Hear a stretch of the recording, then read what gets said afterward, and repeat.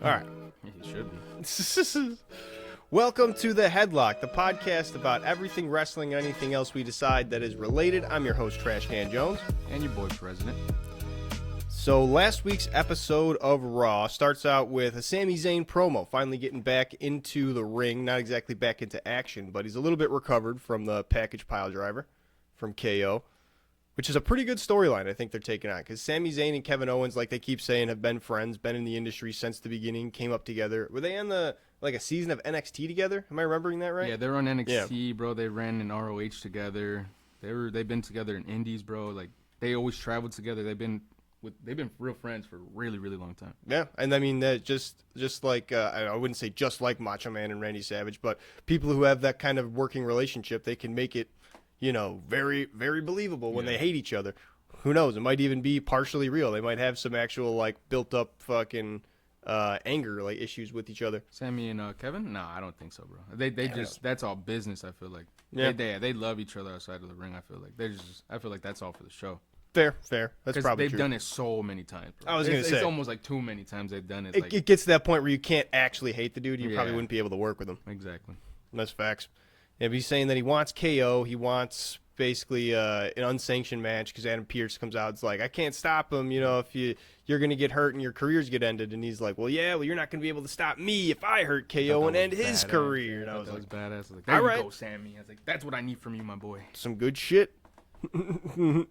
But Adam Pearce gives him the match. He gives him, it's another one of those things that I just don't understand. He get the unsanctioned match, which is just an Extreme Rules match. They added on the stipulation like, WWE is not going to be liable for whatever happens. I think that's pretty cool. It's a neat thing, but like, what does that really mean, if anything at all? Anything goes, bro. You know who would love these matches, bro? New Jack. Probably, yeah. Just literally no liability. If he would have stabbed him, he wouldn't gone to jail. Just walks in there and stabs the guy 3 times and then pins him like, aha. Easy win. Easy win. Oh, shit. And then it goes backstage after that to the Judgment Day. Carlito trying to get a credit card to buy the DLC for 2K25. He's like, it's only like $5. It's like $5 extra. Come like, on. I know. He's like, are you in the game? He's like, because I had to pay for mine. He's just like, yeah, I was paid DLC. That's hilarious. Bro. I fucking love Carlito so much. It's funny. And there still looks like perhaps a little bit of friction in Judgment Day. Finn is trying to be like de facto leader after kicking Damian Priest out, but Dominic Mysterio might be coming in as leader just kind of because Liv Morgan is going to be the real leader and make Dom kind of push. I don't know who's going to be the real brains behind it, but Dirty Dom. Is it going to be Dirty Dom? You don't think Liv's got him wrapped around her finger? No, she definitely 1,000% does, but this is what she wants. She wants Dirty Dom to take over. She wants him to finally break out of that little timid shell that I want him to break out too, bro. So you get Finn Balor out the Judgment Day and have him take over and get rid of this little soft gimmick and bring out the real Eddie Guerrero in him, bro. It's gonna be real badass when he takes over. Watch him, JD, Carlito, and I know he's been pitching to Finn that he needs to bring someone else in because JD's hurt. Right, like a new member. But when he comes back, they're gonna end up kicking out Finn. Mark my words, I've been saying it for weeks. Dirty Dom's going to take over Judgment Day. Yeah, it's what it's looking like. Looking like it might be. I don't know if it's going to be exactly like Dirty Dom taking over and going on a warpath as much as it might be like Liv Morgan pushing him to do different things and be like, oh, yeah, you should do this. And then she's going to be like basically puppeting him. I mean, she's puppeting him right now, but I'm saying like she's pushing him there. But once he's there, he's going to end up being like, no, this is me. Like, and end up taking over, bro. He's gonna end up pushing Liv Morgan out of the picture. Even I feel like. Ooh, all right. I feel like it's gonna be something like that. That could go. You think he's gonna start a relationship with Raquel? Then they're gonna start like she's gonna start carrying him around and shit. He's just gonna end up going from female to female to female. Yeah, basically. Raquel's gonna be like carrying him to the ring. That'd be badass if he ends up going back to Rhea. Yeah, that'd be cool. That'd be real Eddie Guerrero like. If he gets a title, then and then comes back to Rhea like, hey, now I'm big shit now. Yeah. After Rhea loses her title to Io Sky, maybe especially too. If you come back, bro, if we come back to this episode and this ends up happening, I'm telling you, he's watching. Triple H is watching. He's be like, ooh, he's taking my ideas, dude. And then we get into Dirty Dom and AJ Styles. Really decent match. It felt like it was a little short, though, overall, before we even get into any of the details of it. It was short, but there was just a showcase AJ. Right. I feel like it was just a little showcase. It's his little debut coming back since his little hiatus. And right. maybe on a new brand. So didn't want to take it too far, too fast. Didn't want to make sure he like kept himself safe, but still put on a decent showing. Exactly. I get that. He looked good to start out, and then you just have the Judgment Day kind of messing with him, pulling on AJ's foot. So he basically has to whoop both of their asses. Ends up doing. Carlito tries to spit the apple, make him cool, but misses. He ends up helping out Dom. Right. AJ Styles whacks him off the apron, then beats Dom's ass too. Hits him with a Styles Clash because hits him with that. It's weird. Because like you're saying with Dominic Mysterio doing the 619 and it being a little weird because he's kind of like taller and lankier, it's weird seeing him even do like Ranas and whatnot, trying to do things like that. Because he's so tall. Because he's so tall. I feel like he's just not like even if he has the skill, it just doesn't really fit him. Because he has to do it slow. Right. He has to do it slow. Like when he's facing his legs all the way up and then when he's facing like the taller opponent, like say like a Braun Breaker, he would probably hit that way cleaner, but he doesn't really face the bigger dudes, not right now at least. Yeah, true. AJ Styles is more like comparison to him. They kept saying AJ Styles looked phenomenal, especially with like he's yoked. But he's I feel like he's tall, but he's also short. Right, he's an average height. He's an average height in the ring. For a wrestler, like 6'1" is average for a wrestler, so he's probably around there. Yeah, and then we also get Braun Breaker, bro, who even wants a piece of AJ too. And fucking AJ gets rid of his ass quick, bro. Yes, accidentally wasn't he? He comes in and accidentally spears Dom. Yeah, he spears. Yeah, he does spear Dom. AJ senses his little spider senses were tingling, bro. He moves out the way and then hits Breaker out too. He's left in the ring alone. That would be dope, bro. AJ Styles deserves a belt, so giving him the IC belt, I feel like would be really sick. Yeah, that'd be pretty good. Give it to him for a run back. I wonder what he's gonna do then. Are they gonna have like? Is this going to be AJ Styles' last run, you think? No way, bro. AJ still got some some gas in the tank, bro. Yeah? Yeah, I still see him in the company for at least like 3-4 more years for sure. All right. Feel that. If he stays healthy. Hopefully. Oh, and there was a super good moment after he throws Breaker out. Braun Breaker throws his shirt in. AJ Styles just has the clean-ass catch, doesn't even look at it, just like, yo, this is the shit? Yeah, he just stares at him and just tosses it away. This is the coolest shit in the world. Was this supposed to be intimidating? You your little tank top, throwing your little tank at me? Get out of here. That was funny. Then American Made gets a promo. Fucking Ivy talking shit about Dakota in their upcoming match. Yep.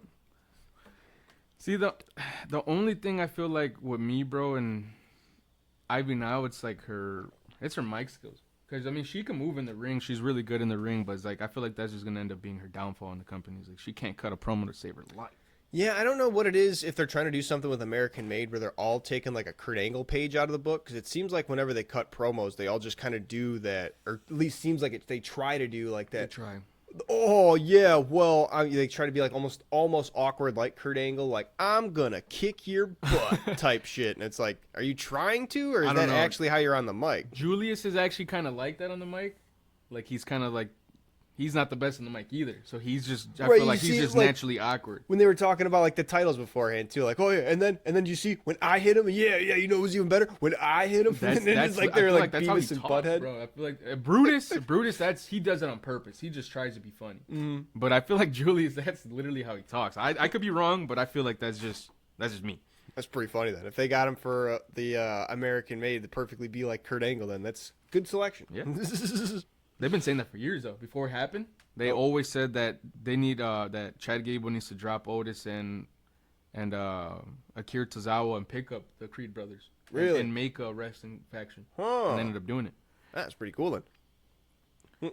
But yeah, we go into that Dakota Kai and Ivy Nile for the what is that, #1 contender match, right? Or is that for elimination? No, that's #1 contender for the women's IC. Oh yeah, because Valkyria's on the side watching. Right, and they let out that Ivy Nile has never even won singles gold. How long has she been in the company? Not long, because I mean she kind of started off as more of like not really a GM, but like she would just walk out with people. You know? Like a manager? Yeah, kind of, I guess. Right. But like just like the for like that one dude who would always be beefing with a guy with another girl, she would always be there to like protect him, you know what I mean? Yeah, and then I think she ended up starting her career that way. All right. Well, they made a whole thing of talking about like, oh, she'd never won singles gold in the company. I'm like, is that actually like really bad? Because she's been around for a while. It seems if she's pretty much new, then. To be honest, I think she might have been in NXT just for a little bit, but I can't remember really with Ivy now. I don't remember too much about her.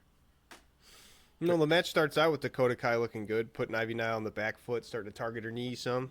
I always like when they do like limb targeting for match stories. Bro. It's pretty For good. Sure, yeah, definitely, because it plays into the match later on. I like how that story, that writing is into the match. Got good kicks from Dakota. She hits that like a sunset flip backbreaker. It looks so sick. There's a couple different people that have like sunset flip variations within their movesets. Always looks nice. So clean. Yeah, another thing I did notice too, bro, is the way Ivy sells. Like, she has no emotion in her face. Like, just her face in general, she just always looks like stone face, you know what I mean? Like, not even really a mean face, just always just like no emotion whatsoever. So like when Dakota would hit a dope move, I feel like she wouldn't sell it properly. So she was just kind of like like she was really trying to hold it in. Well, then it could be her way of selling. Maybe if she gets into like longer type matches, then when she actually does start face selling, then that like makes it pop even more. True. So then you're like, oh, I haven't seen that from her. And she's not really able to compose herself. Yeah, that is true, because she is known as the big and badass kind of in the women's division. So yeah, true. She can't really show too much emotion, or else it would play down on her gimmick. You're right. You're right. Could be later on when she gets some bigger matches and she actually shows a lot more emotion and gets like unhinged type shit. And Facts. Yeah. But yeah, Dakota Kai picks up the win off that GTK. I really like that finisher, bro. I really like how they're pushing Dakota Kai. It looks good. I just the GTK, the go to kick. Anything else? You couldn't come up with something like clever with your name or something. You got it. Doesn't make sense. I mean, calling it GTK is kind of cool, but I mean, yeah, don't call it what it actually is. It's ridiculous. Just figure out something else. Like they have what was that? Because the sunset flip backbreaker, isn't that? What's the Roxanne Perez? She has like the pop rock. It's basically the same exact thing, but it's like you call it something cool. Yep. It's awesome. Makes it your own. GTK, that's just a fucking rip off of CM Punk's move, and you do a kick instead. Come on. Spot on. That's literally they stand up a little earlier so they can hit the kick and you can get the knee extension instead of leaning down for the knee. That's all. Right. That's the only difference. It's weird. I don't get why she was like, this is going to be the cool move. She is really, like I said, she really deserves that push. She's really developed. Like, if you watch the way Dakota Kai first started off in the company, bro, like she wasn't getting no love. Like, she wasn't the best performer, like on the mic or in the ring. But now she's got both. Yeah. Like, she worked at it then. Hell yeah. They got her in Damage Control, bro. Being with them, being with Io Sky, like that elevates her, makes her better being around that talent group of girls. That's true. Yeah. Next up, we got Gunther coming out for the Yeet Ways. He wants to see like, I want to feel the Yeet, and coming out how Jey Uso does in the crowd. Gets booed out the arena. Calling the audience simple, like, look, I get it. You like to jump around and throw your hands with the word. It's fun. Calls him simple head, like simple-minded. I was like, all you simple people. Bro, my daughter had me dying though. She I don't know if she hears me say how much I hate Gunther, or if she just hates him because she's a Jey Uso fan. Right. But she's like, can someone please interrupt this man? And she's like, I wish I was there. I would have pushed him. I was dying, bro. I looked at her. I was like, what did you just say? She's like, I don't like him, Dad. I was like, I can't say nothing because I don't like him either. Yeah. So I was dying, bro. That had me cracking up on Monday. Oh, that's awesome. Yeah, he does an interesting thing too, where he legitimately asks Pat and Cole if he can win. If Jey Uso can win, that is. If he's like worthwhile for being the title match. Yeah, he asked for the unbiased professional opinion of Pat and Michael Cole. And Pat McAfee looked super scared. He's like, well, I hope he beats you. Yeah, I hope he can win. I mean, it's like Michael Cole's like, all right, good, you answered the question. Now get back down here. We're announcers, damn it. You trying to get us killed? Yeah. Why would you say that? We're fucking made of glass out here. And he was about to go after. He was going after Pat. And I don't really understand too when Jay came out to interrupt him. Like, all right, cool, he's about to start whooping some ass, but immediately there was already like security trying to like hold him back. I'm like, I know how this is gonna end, but like, why are you even trying to like? Oh, no, you're not allowed out there. Like, he's talking shit. This is the business where you get your ass kicked for talking shit. Everybody does it. Right, that's what I'm saying. Everybody gets called out, and you hear your name. Everybody, they always show up. And he didn't even come out, like, with a mic. He just came out to kick some ass. So I was like, sweet. I feel like it almost kind of cheapened it. Like, if the security wasn't there and it was just Jey Uso coming out to come whoop him, it was like, yeah, fuck that. But the fact that they like, oh, no, hold me back, and then had to duck past him, I'm like, what do you mean? Like, somebody was expecting this, like, type shit? I don't know. I feel like it made the moment a little weird. They should have let Jay beat up on him a little bit and then the security. Right. Yeah. That's how it usually goes. That's how I feel like I should have gone. They messed it up just a little bit, but still, Jey Uso coming out, shuts Gunther's mouth Whoops up, his ass, kicks him out the ring. Love to see it. Pretty good. Kick rocks, Gunther. Gunther. C'est ring general, or whatever the fuck he does with his, like, and the fucking phlegm. He needs to drink some water is what he needs. He needs to drink some water. Before he says his name. Say it normal, dude. Liv and Raquel, they get approached about that little footage. I forget they said. I don't know what accident they were talking about. Jade Cargill? Yeah. Oh. Yeah, they might have been responsible for it.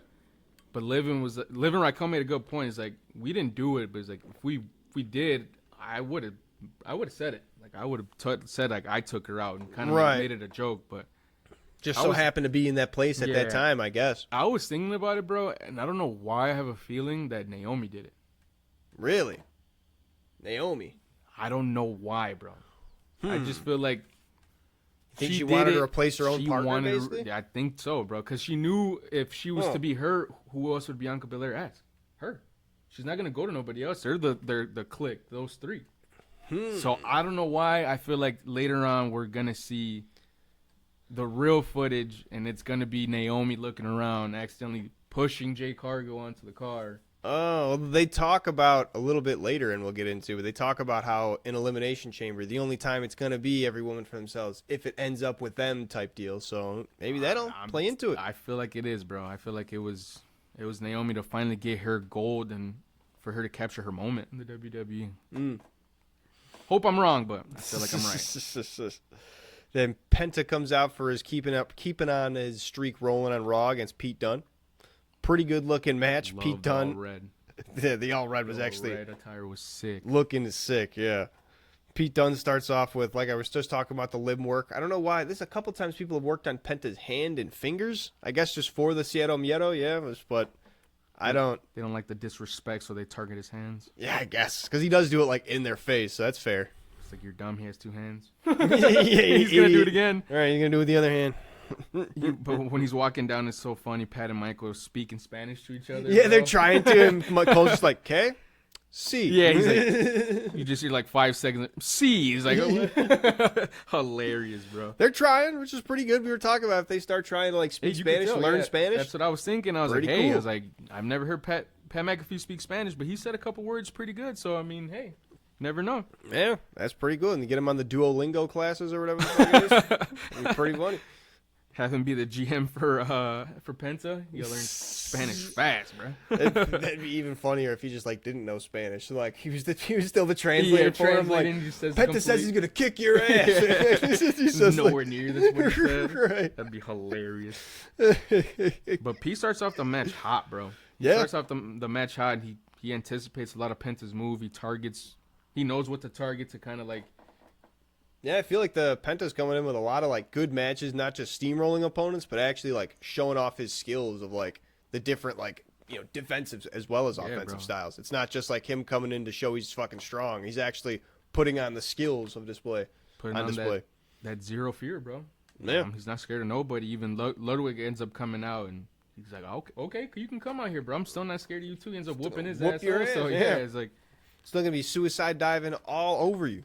Don't give a fuck. Yeah, but P ends up taking off his gloves and ends up supposedly breaking 2 of his fingers. Supposedly, yeah. Fucking Penta hits him with that barehanded chop later on, though. It echoes, dude. Like nothing else. They even talk about, like, he took the glove off. That might have been a bad idea. I was thinking that, too. It was like, he ends up chopping him, bro. Like, that's going to hurt way more. It doesn't have, like, the glove to, like, slip and slide off. Maybe the glove grips more, because it's probably like a wide receiver glove, you think, right? I mean, yeah, bro. I mean, I feel like that's more for the sound. Yeah. Because if you think about it, yeah, like it's the receiver. It's like that plastic. You smack something, you're going to hear it really well. Yeah, you don't even have to hit him that hard. I figure with the bare hand, you probably do have to get more of like the slap. You kind of have to hit him. Yeah. You have to genuinely hit that person to hear that impact. That's fair. Damn. Penta's Mexican Destroyer, best move in the WWE. I'm sorry, that's probably super biased. It looks good. It looks super clean. And I don't know. It's weird that like nobody else does a Destroyer. I wonder because you feel like it's mostly I say mostly, like, I'm not trying to take credit away from Penta, but it's a lot of work for the other person taking it as opposed to the person doing it. True. Because they have to do a backflip and then land on their head, basically. You got to make sure they you're don't holding die. onto the dude's thighs. It sounds weird, but like you have to make sure you're. It's basically like an old school pile driver, where you have to like push up. You'd feel like, or maybe like land on the headstand where like your hands land first. Exactly. Seems super dangerous for the person taking it, but Penta's pulling those off on everybody that steps up. It's fucking crazy. And he's putting them down, all of them down with the fucking Nixon Destroyer. I love to see it. You could hit that move every week. I don't care. Yeah. Penta, even though Pete Dunne's not like a giant guy, they call him the bruiserweight. He's showing off power and speed, walking around with him with a power bomb, picking him up, throwing him. That's exactly how he got his nickname, bro. I love Pete, bro. Like his in-work stuff. Mm-hmm. I'm a fan of bruiserweight, so it's like kind of sucked to see Penta whoop on him like that, but he puts on a good match, bro, with Penta. Throwing them together was a really smart idea. I was going to say, pretty much every one of Penta's opponents has been, if not like one of the top tier people, like someone who's just a really great worker. You can't you can't just throw random people with Penta, bro. Penta's I was saying that dude right now. I was going to say, there's nobody that's going to like, he's not there to basically be a stalwart for the company. He's on the rise type shit, bro. So they're just trying to keep him. They're pushing him heavy. I wonder what they're going to do, though. I wonder what they're going to do with him. Because we were talking about how he might be, like, going after Rey Mysterio, but now the New Day's got their whole thing with him, so I wonder what he's going to do with, like, the luchador situation in the WWE. Wonder how he's going to fit in the mix. Yeah, I don't know what title you could really push on Penta right now, bro. Like, where he would kind of fit in. Yeah, because we were talking about maybe the IC title, too, but now we have AJ Styles. AJ Styles with Braun Breaker just kind of staring down. But that would also be can you imagine that three-way match, bro? Braun Breaker, AJ Styles, and Penta for the IC title. That'd be pretty sweet. I wonder how if he'd work. You better be listening, Triple H. That'd be this. Oh, Make it bro. up. Put it in right now. Man, because other title. I mean, Penta being United States champion, that doesn't really make sense. Turn it into the the Latin America champion. That would be bogus. That'd be pretty funny. He comes out as the United States champion, but it's a Mexican flag instead of the U.S. flag. That'd be fucked up. That'd be pretty funny. Takes over the WWE. No, see, that's why people like Hispanics, bro, or just anybody from anywhere around, like, they need to bring back the European title, bro. Why European specifically? Because that's what they had in the past. Well, they have the They're starting to branch out to all these new ones. There's one like Latin American title that's really popular. It's literally the one that I made for our universe. The Campeón de Latinoamericana. Mm-hmm. Like, if they have that belt and actually bring it into WWE or even just like defend it on there, yeah, but sweet. I don't want them to just bring out like a belt just for like Hispanics, because then you're just gonna categorize all the Hispanics in like one belt, and they're gonna want to go after that one belt. No, I want to see Mexicans go after the main belt, bro. Go after the United States, or go after the WWE heavyweight. Go after the Cody's belt. It's like, right, but you already have like the United States belt. They could just be good for like if the LWO picks up that belt, then that could be something that's stalwart. Then they feud with American Made. Takes it, I'm not saying, we're making this the new American belt or whatever. Like, I'm not saying just because he's Mexican he shouldn't go after the United States, but I'm just saying like it doesn't really. He wouldn't make sense like with Shinsuke Nakamura and LA Knight, like with that, like I feel like he would fit in more kind of with AJ and Braun.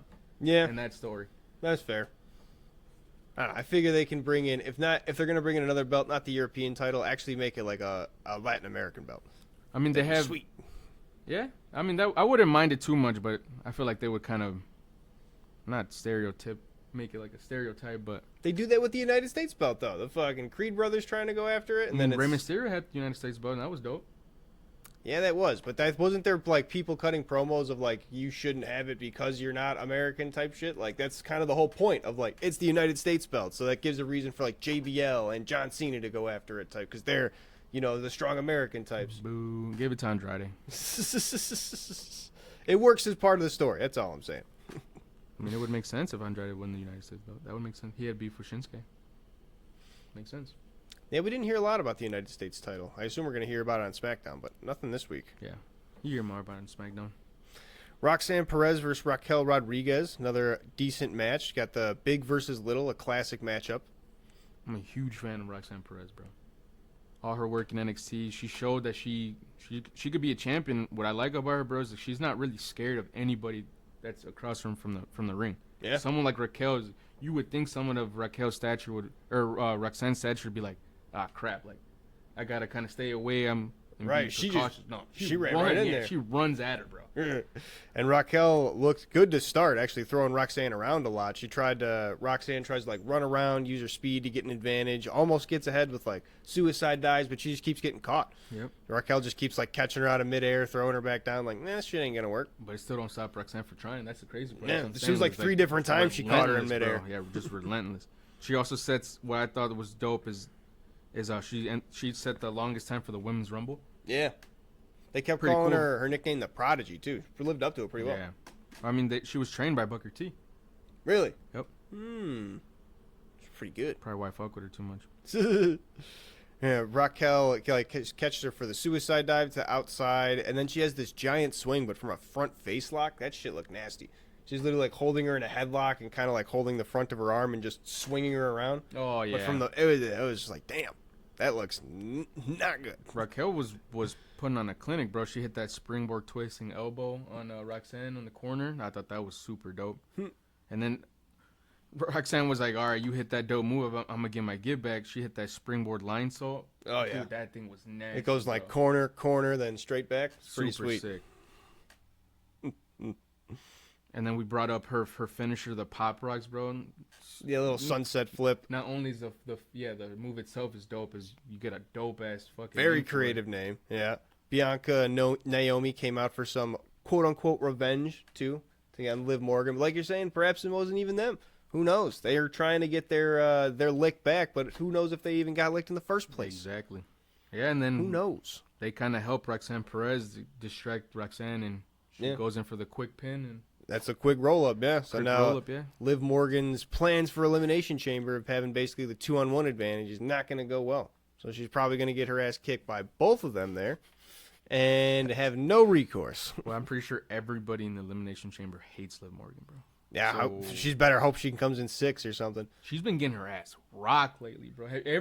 Last week she bled up real bad. Yeah, it was... every week she's been bleeding, bro, getting her ass kicked. It's like, yeah, I don't know if that's foreshadowing for the Elimination Chamber. They're working her way. She's gonna do some extreme shit, maybe. Be wild. Then we get Seth Rollins promo, who's just talking about going on to the match tonight. I think he even like just rambles on about whatever, and then says, "Well, I'm all out of words." So then it was really about nothing for nothing, because Karrion Kross comes out right after just to call out Sammy, because I guess they're gonna try and throw him into the storyline, further that a bit. Again, also not really clear. He was just like, "Sammy, I see you, I like you, going after KO, haha." And I'm like, what is that? How are you going to fit into this? This seems like a best friends beef, and you're just kind of trying to third wheel in here. Well, Karrion's just calling everybody out, bro, because he's claiming how everybody's delusional. He says Jay's not going to beat Gunther for the World Heavyweight Championship. Right, he was talking about that too. Yeah, he said Seth is not going to beat Finn, and then he's also not going to win the Elimination Chamber because John Cena's going to be in it. And he's like, Sami Zayn, he won't beat KO. So he's like basically just throwing shots at everybody. But why? Who the hell's Karrion Kross coming out here for? Because I mean, he has to. They kind of have to show him right now, bro, because they just released the AOP, the people he would run with, Authority of Pain. So I mean, he's running by himself now, so they kind of have to throw him in the mix. Interesting, yeah. Got nowhere else to go. But before we move on, what do you think of Seth Rollins' shades, my man? Did you see them? They didn't look bad. They kind of look like Carnage shades. Yeah, I was gonna say they kind of look like Carnage, like Red Venom. They look pretty sweet. I just don't like the fit. The fit, it throws it off. But the shades, I was like, as soon as I saw the shades, I was like, can't wait for Trash Can's reaction. I was like, I hope he brings it up. They're pretty sweet looking, honestly. He gets like different ones that I'm like, okay, I kind of like a big visor style, like if they're bigger than they're supposed to be and connected in the middle. Yeah. And I like if they, like I said, have that little bit of, almost like Carnage, like Red Venom. That's true. It was pretty sweet. That is pretty sick now that you say it. I liked it. I don't much like his fits ever, but his in-ring attire was pretty good. I always like the two-tone black and red. His in-ring attire is always pretty decent. He's always can't complain about that. Seth Rollins versus Finn Balor, though. I made a note at the beginning of towards the middle of the match, but I want to mention it at the beginning. It wasn't really like your traditional like face versus heel kind of match story, which kind of made it a lot better in that regard, because there was nobody who was guaranteed to be pulled for, guaranteed going to win. Like, the crowd wasn't behind any one person until Seth Rollins everybody started chanting his song. Then it was kind of like, oh, shit, that's what made me think about it. Like, oh yeah, there's not really a face in this match. Like Finn Balor's not really a good guy. Seth Rollins is kind of a good guy, but not really. He's like, people like him, but he's not babyface. Yeah. He's just not a dick all the time. Yeah, I mean, I felt the same way too, because I was thinking, like, who do I really want to win this match? And I was like, to be honest, I like Seth Rollins a lot, but we don't see enough of Finn. So I was like, I kind of want to see Finn win this match. Yeah. Yeah, I was kind of rooting for Finn, especially because he got the first limb target where he was limping around a lot. I was like, okay, maybe he's the first underdog, so let's go for it. Yeah, he targets his leg the entire match, his leg and his knee, bro, and pretty good. Finn did an amazing job selling it, making you believe like his leg was for real hurting the whole entire match. Yeah, he would take like every time he got up, he'd like limp around for a bit and like find his balance again. I was like, oh, that's actually pretty realistic. Yeah, like, bro.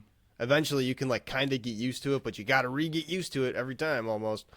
And then Seth Rollins gets his ribs worked on. He's getting those injured. Yeah, bro, pretty sweet. Because I think they said something I think he's always had problems with his ribs. Damn. Yeah, I think they've broken them a couple times or some shit like that. Damn. And he tries to go for that stomp like he did on Roman Reigns to get Finn on the steps. Then he just reverses it, flips him up. Boom. Ribs first onto it. Oh. Even though those steps are hollow. Fucking metal, jagged edge into there. Fuck me? that. Yeah. I love that Pele kick that Finn Balor hits. Oh, like that backflip kick? Yeah. Love that shit. That's very, very underrated, very dope move that I like, bro. They also had, what's it called, like, when you do that, like, shin breaker drop on the knee usually? Seth Rollins did one of those to Finn Balor on the announce table. Yeah. That was super creative, bro. I was like, dope. Oh, actually targeting the leg and, like, not just, in the traditional way. Yeah, I don't know what that's called. I think it's sort of an atomic drop, but, like, a different type of one. Yeah, what the heck would you call that? I don't know. Maybe just, like, a knee breaker. Some shit like that. Well, yeah, I think that is what it's called. Yeah. Pretty good though. For doing it onto the announce table, it's a good way to like 1+ it. Yeah, and even after all these leg attacks, bro, it was like the chain wrestling from these two was top tier, bro. Yeah, I have a great back and forth. Both guys end up getting KO'd. That was happened a couple different times. They were just both going back and forth and just kind of tired, fell over. It was a beautiful finish, I thought, bro. I genuinely didn't know who was gonna win that match. Yeah, no time. I was on that map too. I was on the edge of my seat. I was like, dude, is Finn actually gonna pick up the win? I was like, oh my gosh, but. And then Seth Rollins almost gets it, and they botched the 3 count. Definitely did, because his hand comes down for 3, and he's like, hey. And then Finn gets up. But it's cool how they played it off. Even Seth is like, what are you doing, dude? You just cost me the match. And right. Even the announcers were like, oh, hopefully Finn didn't. If Finn would have got that 3 count, he's like, Seth would have been super pissed losing it that way. Right. Yeah, because then he almost gets like a roll up right after that. Yeah.